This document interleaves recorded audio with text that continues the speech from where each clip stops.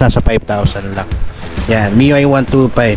So ito, Mio Aerox version 2 na glossy blue.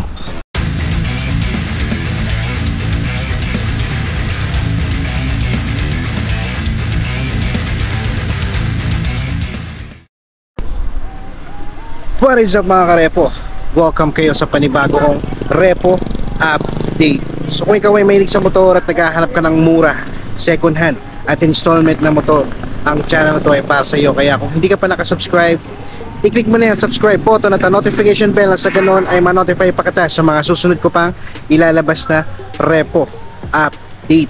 Sa mga hindi pa nakakapanood ng last episode ko, thumbnail niya, ilalagay ko lang sa description yung link ng video para kung gusto nyo panoorin, i-click nyo na lang. Alright, kung magustuhan nyo man itong video na ito mga karepo, pindutin nyo lang yung like and share button dyan sa baba ng video. At malayang malaya kayo mag-comment dyan sa comment section kung ano ba magiging opinion nyo sa mga motorsiklo na makikita nyo ngayon sa video ko. Alright, kung sakali may magustuhan kayong video dito at balak nyo kumuha ng installment, ilalagay ko na lang dyan sa screen yung requirements nila, screenshot nyo na lang. At para naman sa mga magtatanong dyan ng location. Alright, so nandito ako ngayon sa May Mayones Street. Alright, so ang full address nila dito is 488 Mayones Street, Barangay Maharlika, Quezon City. So yun mga karepo, hindi ko na patatagalin to, mag-start na ako.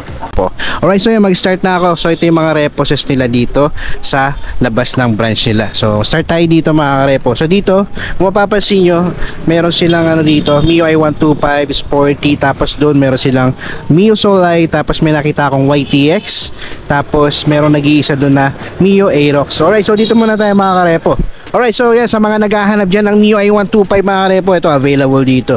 Alright, so ang kulay nito is magenta. Okay, so sa price nito mga karepo, yan, dati siyang 45,000. So ngayon makukuha nyo lang siya ng 44,599. So mga karepo, dito sa Yamaha or Motor Trade, as usual dito, zero down payment pagdating sa mga reposes nila, no? Alright, so to check natin yung monthly nito for 36 months. So sa 36 months nito mga karepo is nasa 2,126. Alright, so yan, check natin yung appearance nito. Yan, sa appearance niya mga karepo, kung mapapansin nyo, maganda pa yung motorsiklo na to, no? Yan, napalitan nga lang siya ng muffler, so aftermarket na yung tambucho niya. So pagdating naman dito sa seats niya, mapapansin nyo, stock pa siya, wala pa siyang butas. Tapos dito sa mirror niya, mapapansin nyo, yan, stock pa siya, kaya lang medyo naayos na siya, no? Medyo nabaloktot lang siya, pero yan, depende sa inyo mga karepo. Tapos pagdating dito sa may shield niya, signal, headlight, bumbu pa, pati yung lens, front fender, may scratches lang siya dito sa gulong niya kasi kapal pa ng mukha ni Rogelio, ang lalaking chismoso. Okay, so may additional na kayong auxiliary light. Alright, so sa mileage na ito mga karepo is nasa 71,000. Malayo na ito mga karepo. Pero yan, kung trip nyo, ito Mio i125 magenta. Dito naman sa tabi niya mga karepo, Mio i125 din pero magenta rin ang kulay niya. Bali tatlo to mga karepo, yan, no?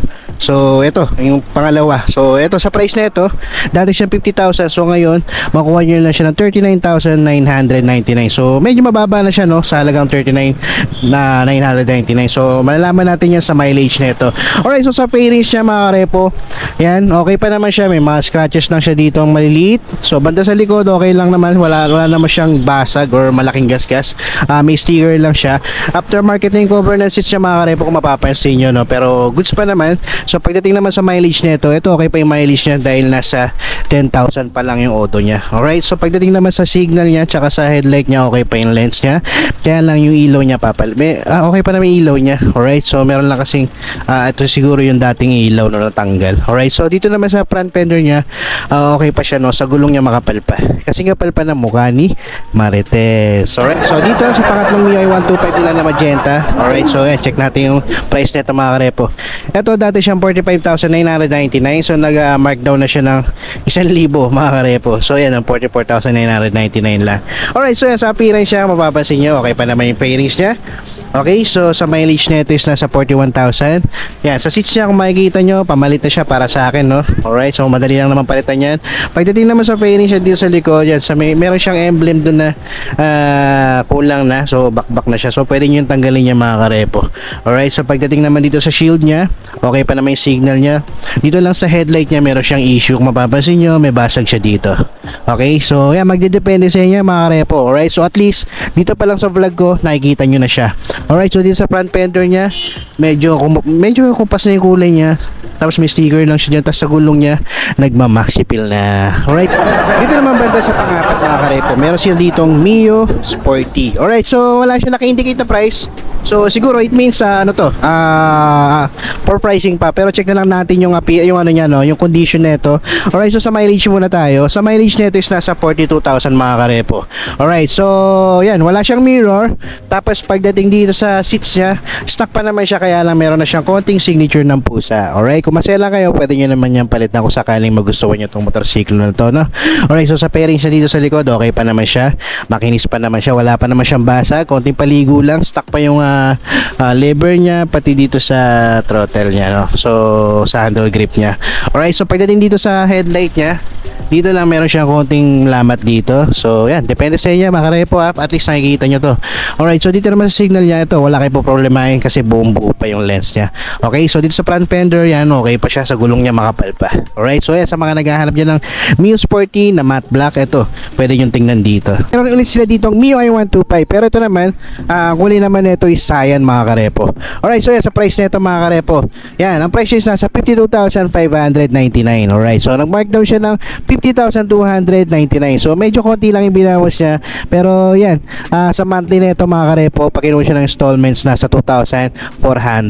Alright, so ito mga karepo, sa appearance nito, mapapansin nyo sa fairings niya, yan, dito may mga scratches na siya sa gilid, pero sa kabila okay pa naman, kaya mga sticker lang, pwede nyo naman siya tanggalin kung sakaling ayaw nyo. Alright, so sa mileage nito mga karepo is nasa 42,000. Okay, so banda dito sa likod mga karepo, mapapansin nyo, wala na siyang grab bar sa likod. Alright, so sa seats naman niya, stock pa naman siya, wala pa naman siyang butas, pwede pa siya. Tapos dito naman sa may fairing siya sa likod, okay na okay pa siya. Okay, so dito naman, banda dito sa shield niya, no, kung mapapansin nyo dito sa signal niya, magkabila, dito sa isa okay pa naman siya, no, pero dito may issue na siya, no, medyo may konting basag na siya dito. Tapos sa headlight niya, yan, okay pa. Okay, so sa front fender niya, mapapansin nyo rin, napalitan na siya. Tapos sa gulong niya, medyo makapal pa naman mga karepo, kasi kapal pa na mukha na katabi mo. Alright, so dito naman mga karepo, para sa mga naghanap ng Mio Sporty, ito, dati siyang 51,999, tapos so ngayon bumaba na siya ng 1,000. Alright, so yan, 50,999 lang siya. At least bumaba mga karepo. Alright, so yan, check natin yan sa ano nito, sa condition, no. Sa appearance siya, okay pa naman siya, no? Maganda pa yung ano niya, fairing siya, no. Okay, so sa mileage nito is nasa 100 lang, oh. Alright, so di ko alam kung totoo to, pero yan, depende na sa inyo mga karepo. Pwede nyo i-check to mga karepo. Tapos pagdating naman sa seats niya, okay pa naman siya, stock pa, wala pang butas. Tapos sa fairings niya sa likod, okay pa naman mga karepo. Alright, so dito sa headlight niya, kung mapapansin nyo, medyo, hindi ko alam kung kupas to or sticker lang, na medyo smoke yung sticker o kupas na talaga siya. Okay, so dito naman sa signal niya, okay pa naman siya mga karepo, wala pa naman siya basag. Front fender niya, okay pa, sa gulong niya makapal pa. Dito naman mga karepo, Mio Sporty, pero itong kulay na ito is cyan. Alright, so sa price nito mga karepo is nasa 59,599. Alright, so ngayon makuha nyo na siya ng 58,999. Alright, so halos 1,000 lang yung binababa nung price, no. Pero yan, check na lang din natin yung sa monthly nito. Sa monthly nito is nasa 2,778. Alright, so zero down payment yan mga karepo. Okay, so yan, kulay nito is cyan mga karepo. Sa appearance siya, mapapansin nyo, dito meron na siyang missing na part ng fairings, no. Yan, no, sa may engine niya wala na. So yan, magdedepende sa inyo yan. Tapos dito aftermarket na yung cover ng seats niya, pero okay pa naman siya, wala pa naman siyang butas mga karepo. Pwede nyo pang gamitin. Wala siyang grab bar sa likod. Tapos dito meron siyang konting issue sa may panel niya. Medyo pamalit na yung ano niya, panel, tong lens ng panel niya. Tapos sa mileage niya hindi ko makita. Yan, nasa 33,000 mga karepo. Alright, so sa headlight niya okay pa naman mga karepo. Tapos dito, yan, medyo malabo na rin, pero wala naman siyang basag mga karepo. Tapos dito sa front fender niya, goods pa. Tapos sa gulong niya makapal pa. Kasi kapal pa ng mukha na chismosa ang kapitbahay nyo. Alright, dito naman mga karepo, para sa mga naghahanap dyan ng Mio Soul, ay ito, available dito. Ang kulay nito is matte black, no. Tapos combination siya ng matte blue. Hindi ko alam kung na-modified na yung kulay nito or talagang ganito yung stock color niya. Pero yan, comment down below mga karepo kung meron talagang kung stock talaga yung kulay nito. Alright, so yan, check na ito sa price na ito. May presyo siya nakalagay, no. So yan, sa Mio Soul line nila mga karepo, dati siya 65,000. So ngayon makuha nyo na lang siya ng 54,999. Alright, so pag ginawa nyo naman siya ng installment, meron siyang monthly na 2,602 in 36 months. Yan, 3 years mga karepo. Alright, so sa mileage na ito, check natin.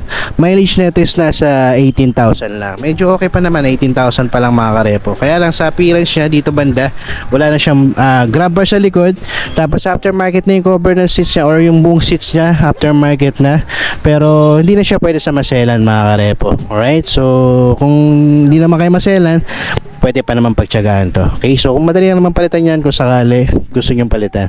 Wala siyang mirror, pero pagdating dito sa shield niya mga karepo, yan, sa headlight niya, buong buo pa yung lens niya, wala pa siyang basag, maganda pa, medyo ano pa siya, makinis pa yung lens niya, pati sa signal. Sa front fender, ganun din, may mga minor scratches ng konti rito, tapos dito sa gulong niya, medyo nagmamaxi feel na siya.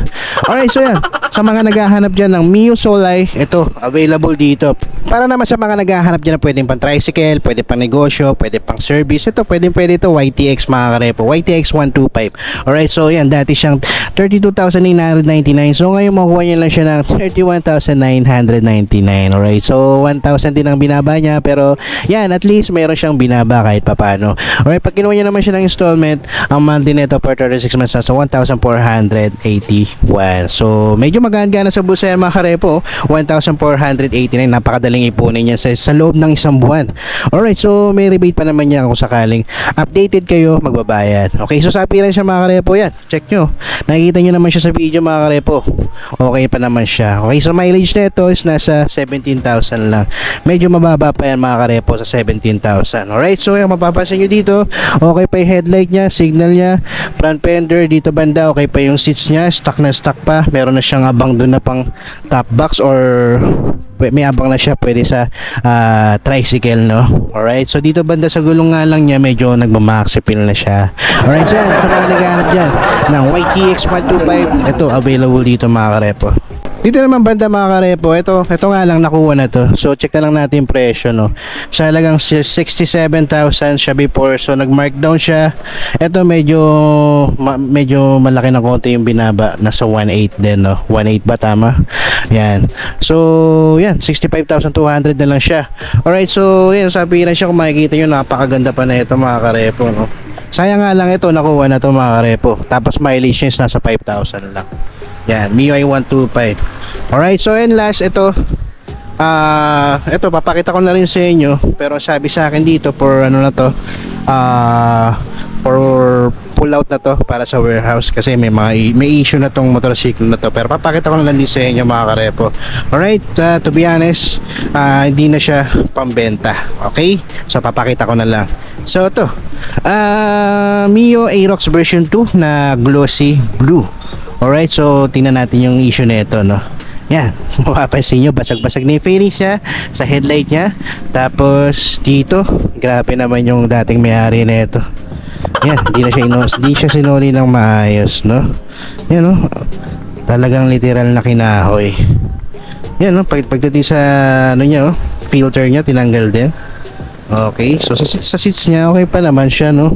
Kaya lang yan, kung mapapansin nyo, talagang literal na kinahoy ito mga karepo. Yan, oh, kahoy na kahoy siya.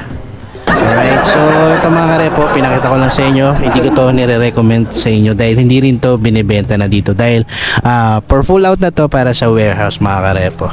Alright, so yun mga karepo, ito yung mga reposes nila dito sa mga naghahanap dyan ng MIUI 125, Mio Sporty, MIUI 125, Mio Soleil pala.